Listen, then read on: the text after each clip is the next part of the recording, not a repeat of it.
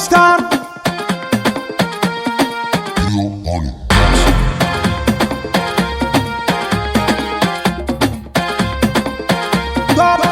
Top star. Mali kunnafoni.net jabarani layilbagaw aw minnu tɛ sɛgɛn n'aw tɛ ɲinɛ n'a b'an na ye sanga ni wagati Mali kɔnɔ o ni Mali kɔ kan an ka foli bɛ ka taa aw bɛɛ lajɛlen fɔ sigiyɔrɔ an b'a fɔ aw ka bisimila ka émission mandi kɛnɛ kan Top Star ne y'o de fɔ a ye tant que aw sɔgɔlen bɛ anw na aw tɛ ɲɛnafin donc aw ka lafiya kama chaque semaine an bɛ ci bila an ka artistes ma u bɛ na u b'an ka weleli jaabi anw ni olu an bɛ jɛ ka baro dumaniw kɛ bi an ye ci bila aw ka artiste denmisɛnnin dɔ ma n'ale b'a seko kɛ kosɛbɛ dɔnkili ko in na a bɛ n bɔlen yan nɔ n bɛna kuma d'a ma sa a b'a yɛrɛ fɔ an ye. Ma chérie, comment tu vas? Je vais bien, Dieu merci. Ça va bien? Ça va. Kan jumɛn de b'i da? Kan foyi tɛ yen. Yan'an ka daminɛ i k'i kan fili tan dɛ. I b'a dɔn e kanw b'anw la joie de. Eh ala. Awɔ ok. Soro jime. Jali tigini jali tamanga jaga jaga mogo tigini mogo tamanga Soro Top Star Jamalu alu beninche nga foli be bele jelenye aida kali sirikali mogo nyana kele de bengala tigi fe abedo muteli ka do fa baro fanyuma damete dingolona. Merci beaucoup ma chérie, c'était trop bien. Mais en tout cas continuer faut chier. Ouais, c'est nagani intige sera lati. Eh ala nebiano ami anno de bi. Oh d'accord. Faut ermi. Faut pas t'ino. Okay. Si ça n'a pas fait qui yɛrɛ fɔ ye i tɔgɔ ni jamu i sigilen bɛ yɔrɔ min na sisan nɔ i k'i yɛrɛ présenter yɛrɛ de an bɛ se ka faamuyali caman sɔrɔ i ka kow la cogo min. Ok, ne tɔgɔ Urukia Kuyate. Ne Kasimadi Jabate modeni. Ne Awa Kasimadi Jabate deni. Ne Dema Kuyate deni. Ne Nagana Dama deni Fanamadi Kuyate deni. Kabo kita anin kila. Parce que mbena e kila e ne yɛrɛ faso e kita de. Awo. D'accord, joli. An bɛ se k'a dɔn i ye dɔnkilida daminɛ cogo min na. Jɔdi i yɛrɛ ka dɔnkiliko nana cogo min na fo ka taa fɔ k'an sera bi ma i tɛmɛna sira minnu fɛ i bɛ se k'i da don la k'olu bɛɛ ɲɛfɔ an ye. Ok, a diyara n ye. Sɔni n ka n da don olu la n bɛ Ala fo k'Ala n'a kira fo k'u barikada k'an fa ni n ba fo k'an lajɛli jama bɛɛ lajɛlen n'an lamɛnli jama bɛɛ lajɛlen fo ka aw yɛrɛ fo kosɛbɛ kosɛbɛ kosɛbɛ kosɛbɛ. Voilà. Bon, i b'a fɔ n y'a f'i ye cogo min na sisan nɔ jeliya yɛrɛ de bɛ anw fɛ yen nɔ. Donc ne bangera ka jeliya to anw fɛ yen. Ne ba bɛ dɔnkili de da, ne fa bɛ fɔli de kɛ, a bɛ guitare de fɔ. Ne mɔkɛ bɛ dɔnkili de da, Ala ka hinɛ ni silamɛ bɛɛ la Kasimadi. Donc depuis ne fitinin dɔnkili b'an fɛ yen mais mɔgɔ bɛ bɔ fɛn dɔ la i tɛ k'o ye quoi. Ni fɛn min ka di i yɛrɛ ni kun ye dɔrɔn i bɛ se k'a kɛ. Donc jeliya bɛ anw fɛ yen nɔ de. D'accord, an ye tɔgɔ wɛrɛ mɛn i la dɔw b'a f'i ma ko Baw Tunkara Junior. Voilà, i bɛ wele parce que i ye casting dɔ kɛ n'i taar'o la i tun bɛ ka jouer compétition dɔ la wagati dɔ la Medi Star. Donc i kɛra Baw Tunkara Junior ye. I yɛrɛ k'o ko nana cogo di mun na i ye Baw choisi? Ok, a diyara n ye. Donc an tun bɛ émission dɔ la a tɔgɔ Medi Star. Donc n bɛ foli belebeleba lase tonton ma Tom Production an bɛɛ lajɛlen fa. Donc depuis ne fitinin jeliya b'an fɛ yen c'est normal mais mɔgɔninfin kɛra togo o togo i bɛ dɔ ye i b'o ladege fɛn dɔ bɛ diya i ye quoi. Voilà, depuis ne fitinin Baw Tunkara ka di ne ye n ka foli b'a ye ne yɛrɛ ba de don parce que Ala ka hinɛ ni mɔkɛ la Kasimadi Jabate ani Baw Tunkara fa Jelimadi Tunkara u ye tournaw kɛ ɲɔgɔn fɛ u ye fɛn caman caman kɛ ɲɔgɔn fɛ u ka di kosɛbɛ kosɛbɛ kosɛbɛ. Donc a nana kɛ balimaya ye ne ba de ye Baw Tunkara ye. Donc a ye n dɛmɛ kosɛbɛ kosɛbɛ émission yɛrɛ kɔnɔna na ani dɔnkilida sira fɛ. voilà ministère de la ɲɛ baw ladege hali sisan a bɛ fɔ ma ko Mbaw junior o yɛrɛ de bɛ n tɔgɔ ka Rokia Mbaw Kuyate. Rokia Mbaw Kuyate,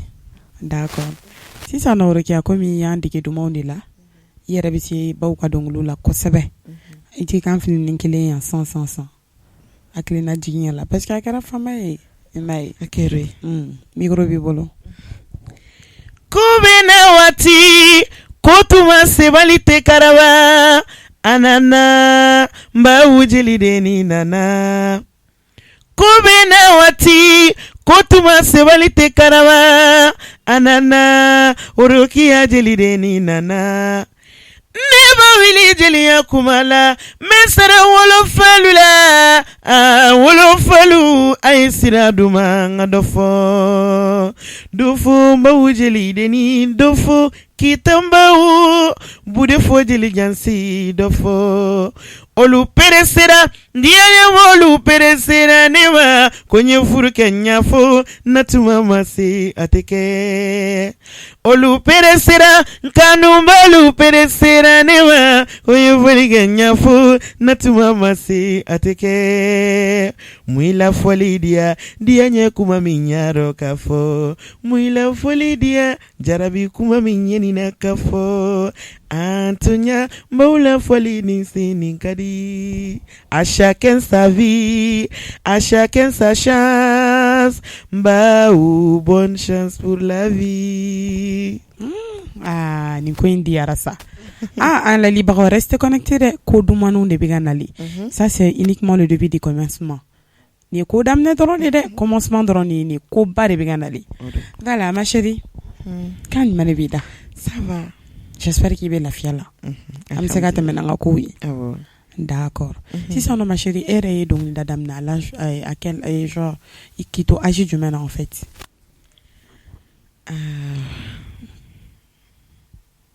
Ni hakili b'a la kosɛbɛ depuis n fitinin depuis ne bɛ 4 ans ninnu na ni ne ba bɛ taa sumunkɛyɔrɔ la an bɛ taa ɲɔgɔn fɛ donc a bɛ micro di ne ma ne bɛ so wele ne tun tɛ se kosɛbɛ yɛrɛ n bɛ so wele mɔgɔw la n bɛ dɔnkiliw da mɔgɔw la k'u fasada hali n ka dɔnkili tun tɛ se ka faamuya yɛrɛ mais n ye micro da ta n fitinin de quoi mais i b'a fɔ n yɛrɛ dɔnna kosɛbɛ ministère de la donc n ye ministère kɛ n bɔlen ministère la bon tubabuw bɛ n bolo n ka n mɔkɛ ka tubabu projet caman tun b'o ni ɲɔgɔn cɛ donc tubabuw nana n ta an taara fo Cuba ka taa concert kɛ ani Angleterre ni Amérique ninnu ka taa tournée kɛ quoi donc an b'o cogoya de la fo sisan n yɛrɛ bɛ dɔnkiliw kɛ n bɛ sumuw kɛ n bɛ diinew kɛ n b'a bɛɛ kɛ san alhamdulillah concert ninnu a bɛɛ. Donc depuis e fitinin i ka dɔnkilida daminɛ i yɛrɛ hakili tɛ a âge yɛrɛ la. Voilà ma chérie an bɛ se ka dɔn n'a sɔrɔ i ye kalanw kɛ a mana kɛ duguma kalanw a kɛra tubabu kalanw ye o i bɛ se k'i da don o la ka dɔ fɔ an ye olu ko kan. N ye kalan kɛ n sera fo bac la voilà n y'a jɛ o niveau de la. D'accord sisan nɔ album i yɛrɛ ka album b'i bolo? Bon ma album bɔ fɔlɔ mais an m'a ko kan mais single baden bɛ n bolo. Mais ma album ko ɲɛnabɔ fɔlɔ? Ma album ko ɲɛnabɔ parce que album ko kɛlen bɛ ka mɔgɔw siran sisan kosɛbɛ. Awɔ cogo di tantɔ? Bon n'i ye album bɔ sisan nɔ album kan ka feere de donc carte mémoire ko ni mɔgɔw évoluera sisan nɔ quoi donc morceau bɛ bɛɛ ka téléphone kɔnɔ a ma se mɔgɔ k'a fɔ ko n bɛ taa wari don cassette la ka na n sigi ko n b'a lamɛn et tout bon i kɔni bɛ se k'a kɛ min na dɔrɔn i ka droit voilà. D'accord ni wagati in na projet jumɛn yɛrɛ de bɛ i yɛrɛ bolo a kɛra concert o a kɛra tournée o a kɛra fɛn fɛn i yɛrɛ projet jumɛn labɛnnen b'i bolo? Projet bɛ n bolo bon an bɛ concert ko dɔw la fɔlɔ mais a ma sigi sen kan kosɛbɛ mais projet dɔw bɛ n bolo kɔfɛ quoi voilà mais n ka tubabumuso fo Lucie Diran n b'ale fo kosɛbɛ dans peu de temps dɔrɔn aw bɛna bɔ kow kalama. D'accord. Donc na an ka i ka kuma la n'an ye faamuyali b'a sɔrɔ genre e bɛ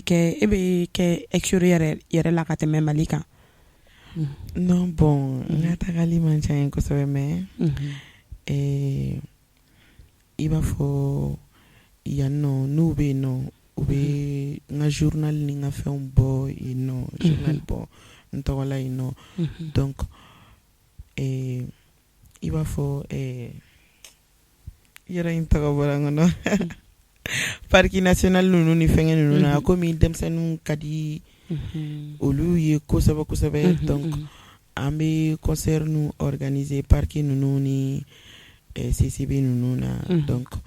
u ka projet camanba de bɛ yen nɔ donc an bɛ taa olu ɲɛnajɛ ani n'u ka conférence minnu bɛ yen nɔ et tout. Voilà, ma chère ma min faamuya hali i ye denmisɛnnin ye voilà mais hali mɔgɔkɔrɔba dɔw bɛ yen nɔ olu ma se ka tɔgɔla sɔrɔ e ye o chance sɔrɔ genre i bɛ se dɔnkilida la o de don wa walima relation de don wa i tɛ o ɲɛfɔ parce que artiste baw bɛ yan u bɛ se dɔnkilida la mais olu ma chance sɔrɔ fɔlɔ ka se kɔfɛ e dun bɛ ka tagali e bɛ se k'i ta ɲɛfɔ an ɲɛ. Bon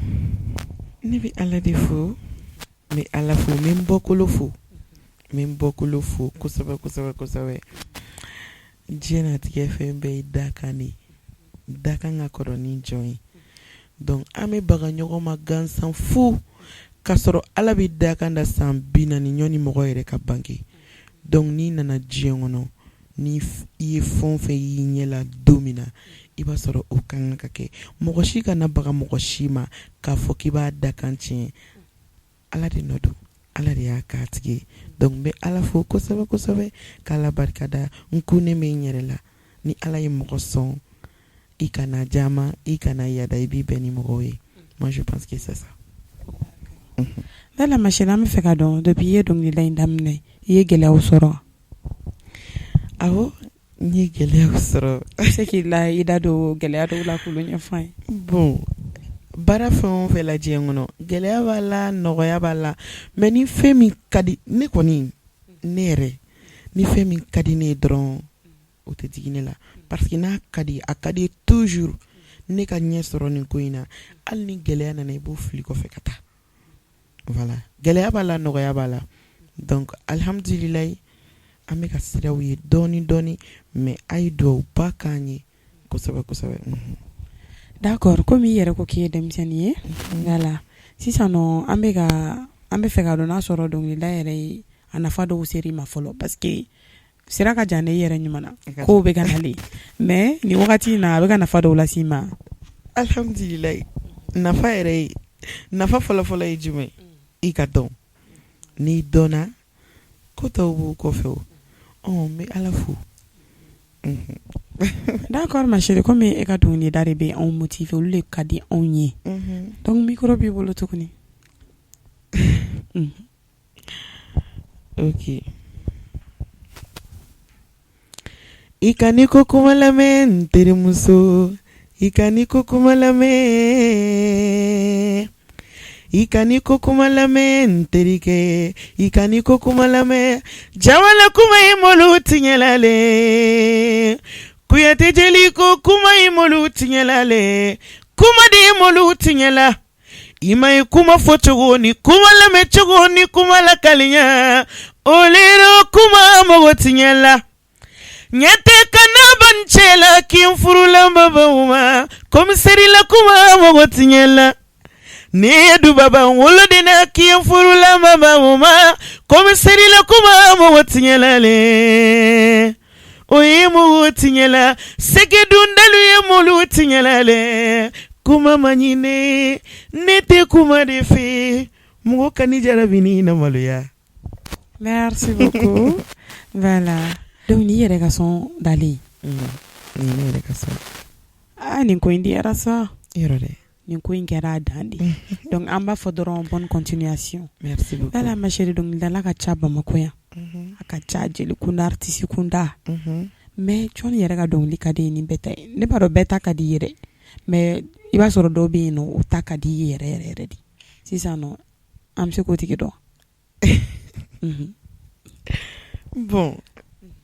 jeli bɛɛ ni bɛɛ ka di bon kɛlɛ tɛ ni mɔgɔ si cɛ i jeli i artiste donc ne ye kuyate de bɛɛ ta de ye kuyate voilà bɛɛ lajɛlen ka di ne mais bolofa bɛ min ta kan yɛrɛ kosɛbɛ kosɛbɛ ne ba de ka di ne o ne y'a daminɛ min na n baw Tunkara e ba de ka di o de ka di ne joli an kana bɛɛ kɛ n baw ye sa n baw de donc ale dɔrɔn de ta ka di e mais n baw ko de bɛ yan nɔ dɛ ko bɛ yen dɛ ko bɛ yen donc hali sisan n'aw bɛ contacté la n ba de don hali d'accord suro an bɔra kuma la oh n d'accord ka foli b'a ye dɛ madame Keita a banna dɛ mais ma chérie o genre comment t'arrives e voix in filɛ nin ye i yɛrɛ ɲuman ye denmisɛnnin ye i sera k'i ka ɲi labaara tan cogo jumɛn genre on ne comprend pas en fait parce que ne ye dɔnkili don a bɛ fo kɛr'u touché e ka sɛgɛrɛw fɔ an ye o la ne yɛrɛ bɛ taa dege dɔnkilida la ne bɛ kɛ dɔnkilidala ye awɔ kɛ ayiwa bon ni ma dala ni sɛgɛrɛ caman bɛ ne bolo dɛ ka ɲi na ma chérie an ka diya ɲɔgɔn ye sa an dogolen tɛ ɲɔgɔn na sa ayiwa jeliya yɛrɛ bɛ k'i la de dɛ jeliya bɛ k'i la de awɔ hali ni mɔgɔw bɛ taa jeliya sabu ɲini anw ka so k'i la awɔ ni mɔgɔw kan banna u bɛ taa dilan mais fura ma kɛ ne kan na dɛ ne mɔkɛ de y'a daji tun ne da kɔnɔ kase ma di ala ka hinɛ ni silamɛ amina d'accord yɔrɔ i bɛ se a ka dɔnkili dɔw la dɔɔni Kasimadi Jabata ala ka hinɛ la a ka dɔnkili dɔw i bɛ se olu la dɛ parce que depuis an sigira i bɛ k'ale tɔgɔ fɔ ye o bɛ k'ale tɔgɔ fɔ mais n'a fɔra k'i tɛ se a ka dɔnkili la o malo a bɛ bonya dɛ joli o bɛ bonya kosɛbɛ donc micro tɛ n'i bolo an ka kan fili n'ale t'a dɔn ye laban jɔrɔ balimalu an ka laban jɔrɔ balimalu jɔn ka hami laban ko la laban jɔrɔ jɔngi laban jɔrɔ jɔnni ya bi don ni lo mi laban don an ye laban jɔrɔ ko kololo marilu jɔn ka mi laban ko la alamalɔ ni ala ye jɔn min sɔnna fɔlɔ la ni baden b'i la i ka ɲini sinji kelen ninnu na mɔgɔ ma masa ɲini ka bali dɔ wɛrɛ dɔn duɲɛ ko bɛ kɔrɔsi fama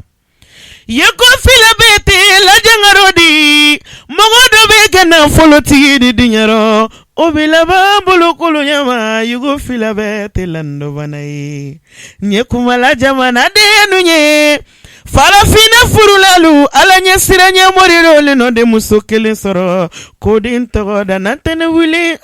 masa tala dunya da na tɛnɛ wuli nɔ ayi yɛrɛ tɛ ne da yɛrɛ tuguni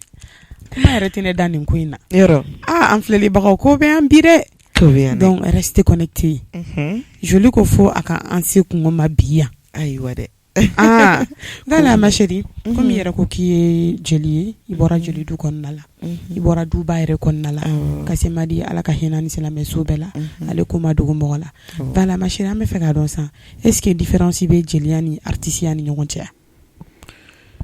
bon différence b'u cɛ dɛ e yɛrɛ bolo a différence ye jumɛn bon jeli ye jeli de ye jeli de ye kuma ma nɔgɔn ni n donna mɔgɔ min kasi la o ka yafa ma donc e bolo jeli ye jeli ye artiste fana b'a t'a la bon an bɛɛ bɛ baara kelen na mɛ sugantili de kɛra artisiya bɛ yen nɔ i b'a fɔ minnu tɛ jeliw ye mais dɔnkilida diyar'u ye bon bɛɛ n'i ka baara de don bɛɛ n'i dakan de don diɲɛ kɔnɔ donc ni fɛn min diyara ye i b'o kɛ voilà mais a fɔra anw de ma kuru ka fuga place dira anw de ma k'an ka jatigiw tontigiw k'an ka jatigiw fara ɲɔgɔn kan ni minnu bɛ sira kolon kan an k'olu bɔ sira kolon kan k'olu bila sira ɲuman kan awɔ ni jeli sira n'a jatigi ɲɛ dɔrɔn a tɛ se ka tiɲɛ fɔ a ye jeli bɛ b'a fɔ jeli bɛ mɔgɔ yɛrɛ la yɔrɔ ni jeli t'i la sa ni jeli tɛ buna adamaden na dɔrɔn i tɛ se ka balo donc an b'o place de la anw bɛ mɔgɔw kala ɲɔgɔn na de wala n'an y'a mɛn ko kɛlɛ bɛ dugu ni cɛ an bɛ tagama ka taa kɛlɛ ban i b'a fɔ sinamusomaw ni ɲɔgɔn cɛ anw ye kalalikɛla de voilà d'accord ma chérie sisan nɔ u bɛ k'a fɔ ko société changelen don ko kɛcogo yɛlɛmalen don ko n'a fɔra jeliw de tun ye dilannikɛlaw ye mais sisan k'an b'a ye kɔrɔmatigɛli olu yɛrɛ de la ayiwa mɔgɔw ka fɔlen don ne bɛ ka kuma lase ne ta ye question posée de ayiwa n'an donna mɔgɔ min gasi la o ka yafa ma ɲɛ denni ye n tɛgɛ fila bɛ n kɔ ko sisan ko jeliw de kelen don tiɲɛnikɛlaw ye e yɛrɛ hakilina ye mun ye o ko kan bon ma chérie maaw man kan dɛ i b'a fɔ diɲɛ kɔnɔ tigɛden kɔni 5 filɛ nin ye olu tɛ kelen donc buna adamadenw tɛ kelen ye lamɔni yɔrɔw man kan mansaw tɛ kelen ye bɔkolow man kan voilà a bɛ ten cogo de la ni ne kɔni ɲininka mɔgɔw sisan ne bɔra mɔgɔ minnu na olu y'a kɛ olu m'a tiɲɛ donc ne fana bɛ miiri ne bɔra minnu na olu y'a kɛ olu m'a tiɲɛ ni ne ye nin kɛ est-ce que nin yɔrɔ tɛ sɔrɔ ne la donc n'i bɔra fɛn min na dɔrɔn i b'o ko de kɛ voilà maninkaw ko maninkakan na ni mɔgɔ min i bɔyɔrɔ dɔn i t'i taa yɔrɔ dɔn voilà a bɛ ten tɔ ne donc ne bɛ a ɲini Mali jeli bɛɛ lajɛlen fɛ n mɔkɛw don n mɔmusow don n baw don n kɔrɔmusow don n dɔgɔninw b'u la donc an ka don da kelen fɛ ka bɔ da kelen fɛ dɔrɔn o de ka ɲi n'an donna da kelen fɛ ka bɔ da kelen fɛ non Mali bɛ diya trop parce que jeliya ka di kojugu ni jeliya tuma na diɲɛ kɔnɔ dɔrɔn an tun bɛ ɲɔgɔn sogo dun yala ma chérie kuma ɲɛna sisan nɔ i bɔra ka kuma minnu bɛɛ fɔ sisan nin bɛɛ kɔfɛ welewelekan jumɛn b'e bolo k'a lase i ɲɔgɔn na artiste denmisɛnnin jeli denmisɛnnin minnu bɛ ka wuli sisan welewelekan ni conseil jumɛn b'e bolo k'a lase olu yɛrɛ ma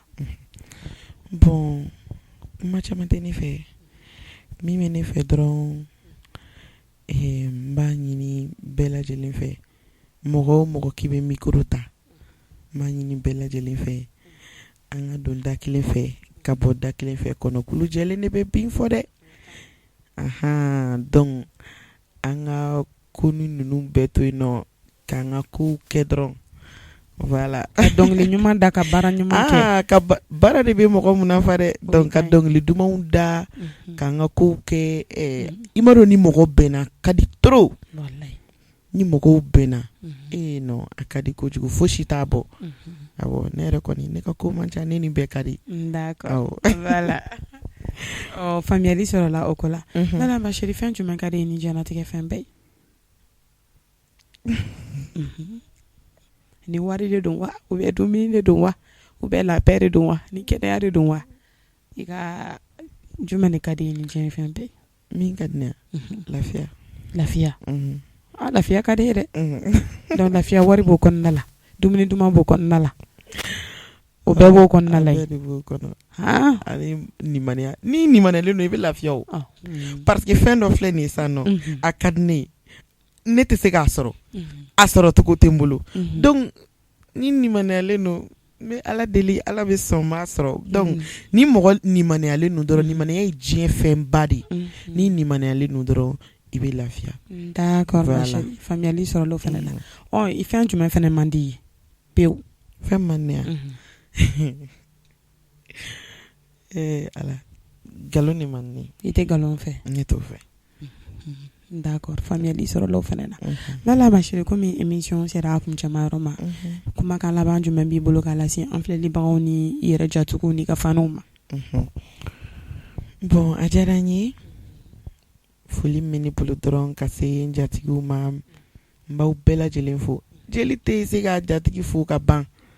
olu ye don o don jatigiw de ye aw ye don o don jatigiw de ye donc n'a chauffera dɔrɔn hakili bɛ jigin aw la an b'aw tɔɔrɔ kuma bɛɛ mais a bɛ kɛ cogo di n ka foli belebeleba b'aw ye sɛgɛnbali ni ɲinabaliw donc ala k'an bɛɛ lajɛlen sɔn ala k'aw sɔn aw k'an sɔn merci beaucoup ma chérie merci ayiwa an filɛlibagaw komi n y'a fɔ a ye cogo min na ni émission in kɛra mondial ko dan ye ani aw ka artiste na ale y'aw ka jelidenin ye an n'ale tun bɛ ɲɔgɔn fɛ an n'a jɛra ka